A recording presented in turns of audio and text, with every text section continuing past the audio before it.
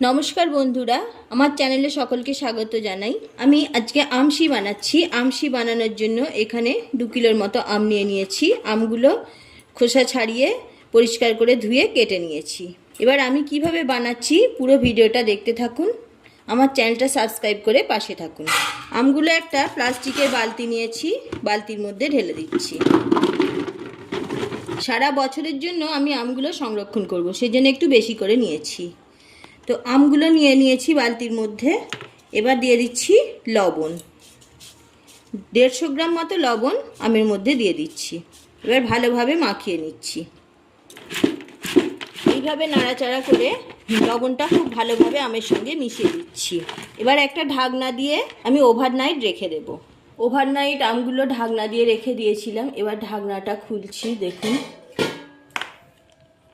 কতটা জল বেরিয়েছে। নুন আর নুনের মধ্যে আমগুলো ভালোভাবে জড়ে গেছে। এবার আমগুলো আমি ছাদে নিয়ে গিয়ে মেলে দিচ্ছি। ছাদে একটা কাপড় বিছিয়ে দিয়েছি, এর মধ্যে আমগুলো মেলে দিচ্ছি। আমি জলটা ঢালবো না, জলটা থাকবে। এই জলটা আবার ঢাকনা দিয়ে রেখে দেবো। নুনের যে জলটা বেরিয়েছে এটা ঢাকনা দিয়ে রেখে দেবো। বিকালবেলা যখন আমগুলো ছাদ থেকে তুলবো তখন এই জলের মধ্যেই আবার দিয়ে দিতে হবে। আবার ঢাকনা দিয়ে ওভারনাইট রেখে দিই। এই যে লবণ দেওয়া জলটা রইলো, এটা আবারও ঢাকনা দিয়ে রেখে দিচ্ছি।